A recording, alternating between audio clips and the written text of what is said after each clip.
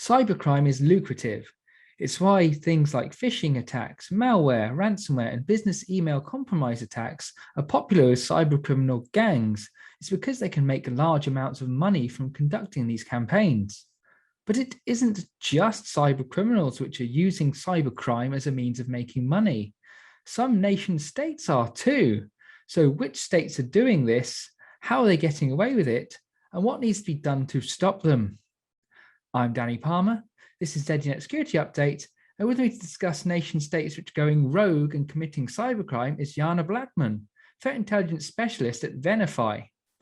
Thanks for joining me, Yana. So first of all, what states are engaged in this activity and what are they up to? Well, it's a good question. Well, specifically, we're talking about the North Korean nation state, or the Democratic People's Republic of Korea, as it's officially known. And it's using cybercrime as a way of income. So North Korea is under great financial and political pressure from the international community. And it has a very long history of bringing capital into the country via illegitimate means. So for many years now, it relies on illegal activities to evade sanctions, like counterfeiting or smuggling of metals and gems or drugs, and all these kind of things. So cybercrime is just kind of a natural extension of this approach, and the national military strategy of the regime. So North Korea is not really playing by the rules and norms that are acceptable by other nation states. So if you think about it, other states have different ways of bringing revenue to the country, but North Korea doesn't have that. It's a small country, and it's also isolated and disconnected from global economic trade and diplomatic engagement. So North Korea had to invest somewhere else, and that something else became cyber capabilities. So cyber capabilities became just a natural extension of the nation's strategy. And it's only natural for North Korea to go after the money, which is, like you said, cybercrime is one of those things, and specifically ransomware is one of those things right now. So North Korea has different ways of bringing revenue to the country via illegitimate activities and cybercrime. Ransomware is one of them, executing extortion campaigns against individuals and large corporate networks in a wide range of countries and industries. So before, we know that North Korea was using cybercrime and cyber espionage campaign against South Korea, mostly its natural target, and the US. But since cybercrime became so popular for North Korea, it started targeting more globally financial institutions and banks. And yes, there's some of the most infamous examples of cybercrime that's been linked to North Korea has been bank heists, things like the Swift heist and things like that, which have made they've managed to walk away with tens of millions of dollars, which is a lot of money for anyone. But I suppose if it's a country like North Korea, where as you say, it struggles to generate any income, that is. But I guess it's just seeing that way as a way of making money because it is not playing by the defined international norms. Exactly. So, as I said, they have many different ways to bring capital into the country and different activities. So, ransomware was one example. Then the banking heist is another example, which again is one of the most famous methods of North Korean APT groups like Beagle Boys that are using cybercrime that is more similar to cyber espionage, which is more complex and destructive in its essence, targeting international banking systems like SWIFT and financial systems. But they also started using other schemes that targeting cryptocurrency exchange applications and companies around the world, which is a growing phenomena for the North Korean APT groups when they use, they distribute malicious cryptocurrency exchange applications or Trojanized documents in order to target individuals or corporate networks where they gain, through these malicious applications, they gain entry to the network. And then from there, they try to steal cryptocurrency from the victims and kind of launder them through hundreds of illegal or kind of small transactions, cryptocurrency transactions that are really untraceable and very hard to track and monitor because of course, the characterization of cryptocurrency and the fact that it's so decentralized. But yeah, along with that, we have examples of them using also ATM cash outs, as well as cryptojacking, which is characterization of other APT groups. And again, they have different ways of performing these, and it's really, really hard to kind of quantify how successful these attacks are because of how little access we have to any knowledge that is related to North Korea.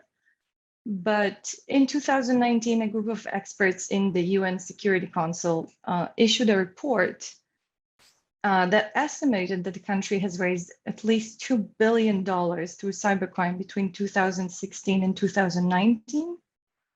And to be honest, some estimate that there is a really big acceleration in the pace and the intensity of this whole online threat from North Korea, and a really big increase since 2017 when we've seen WannaCry. WannaCry is one of the key things here. I mean, a lot of people probably know about WannaCry. Now, here in the UK, it claims the National Health Service as a major target.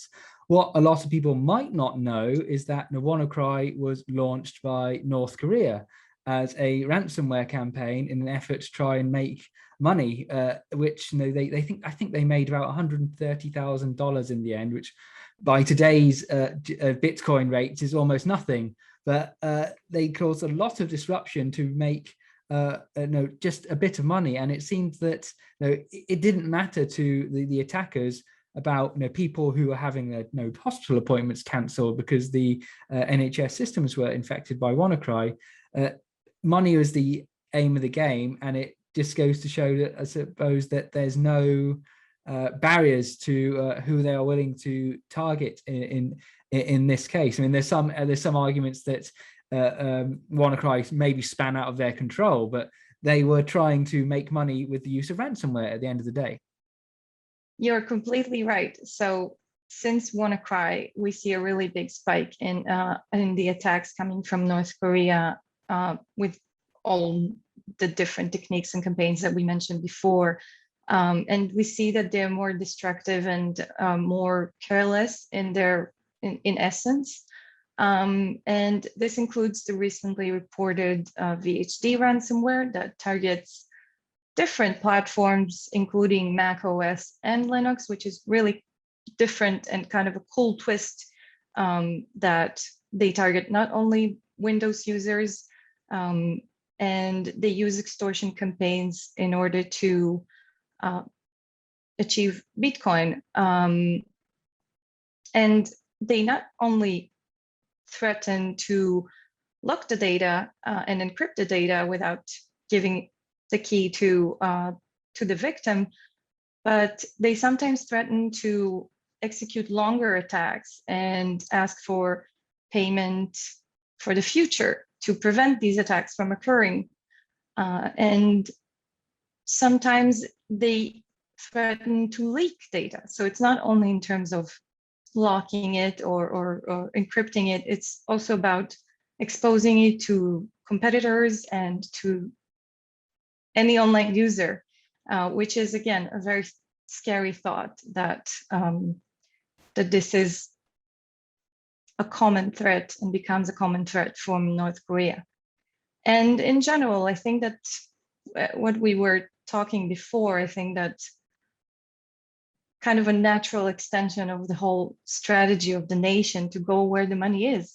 And ransomware is, as we all know, where the money is right now. And via the use of ransomware attacks, they can get hold of a lot of Bitcoin and other cryptocurrency. And cryptocurrency has come up a lot in this discussion, be it for ransomware, stealing it, or cryptojacking. So how important is the whole cryptocurrency element here to North Korea? And what is it about cryptocurrency that is so attractive to the North Korean regime? Now, you mentioned earlier that it's difficult to trace. And I suppose that's got to be one of the key points for the regime, because if they are bringing in this cryptocurrency, and because of the sanctions on the country, they don't want others to know where this money is coming from. So with cryptocurrency, they can more easily hide where it's coming from, but yet they can still use it to conduct other economic activities. Yes, that's true. I think that, well, first of all, cryptocurrency, digital currency in general is kind of an enabler to many attacks. And it allows attackers to kind of cash out easily or more easy from the victims. And of course, what we mentioned before, the decentralized and lack of regulations around cryptocurrency enables these schemes to go unnoticed. And it's very hard to track cryptocurrency. I mean, once it's gone, it's gone. It's not like a banking system where you have trace and you can follow back. It's just much harder. And that is one of the reasons why an attacker or a North Korean attacker would use that. And again, they use hundreds of transactions to make it as untraceable as possible.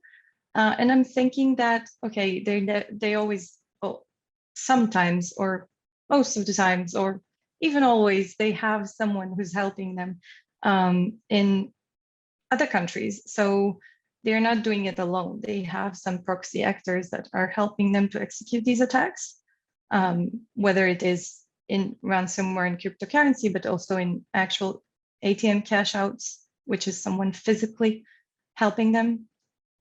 And well, these type of attacks.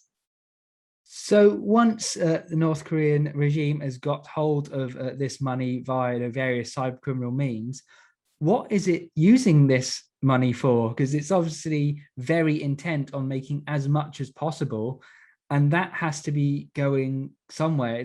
That's going to be invested in something. So is there any clues as to what this is actually being used to fund?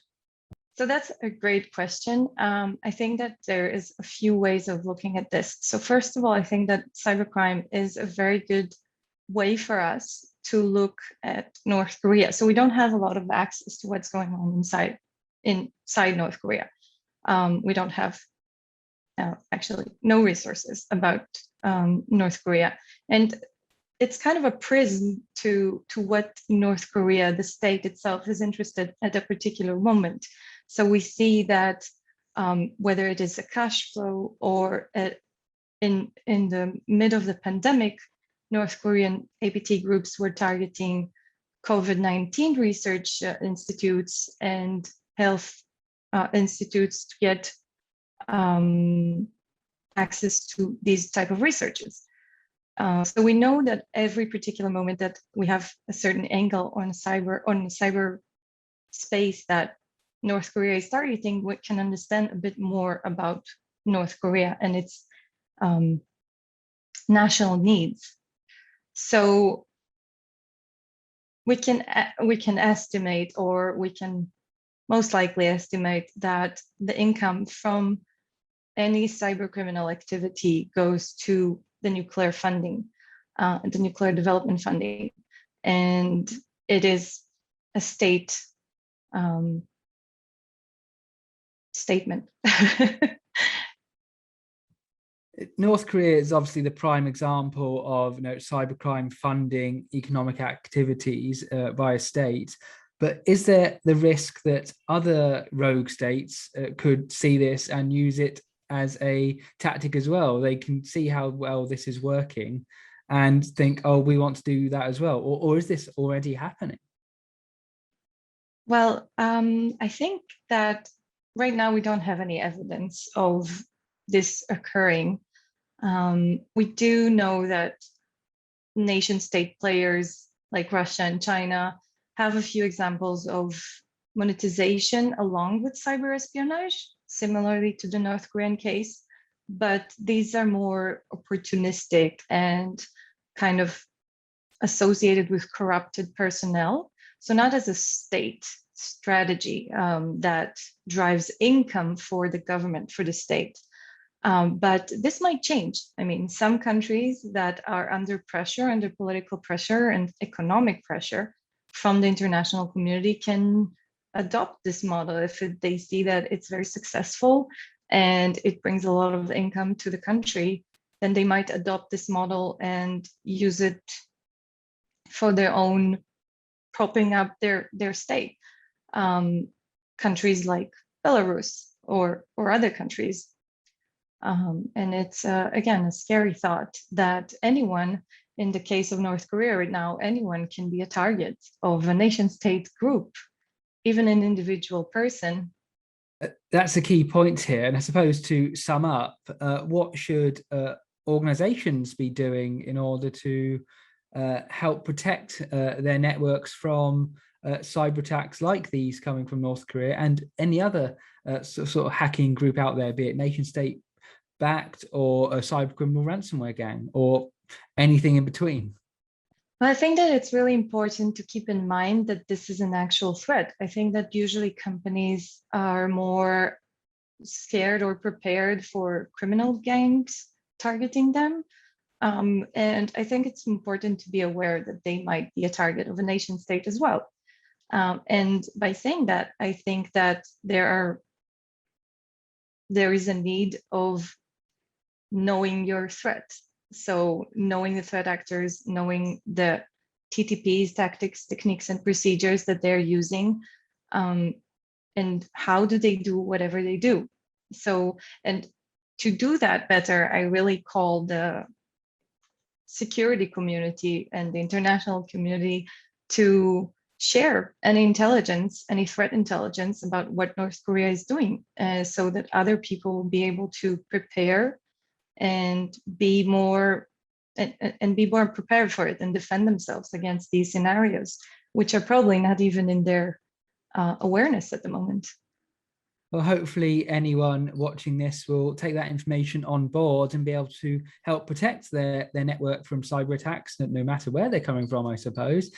Thanks for joining me, Yana, on ZDNet Security Update. And for more information on cyber attacks, cybercrime, and how to keep your network safe and secure, be sure to like and subscribe to the ZDNet YouTube channel. And of course, there's plenty of news, articles, and other features on zdnet.com.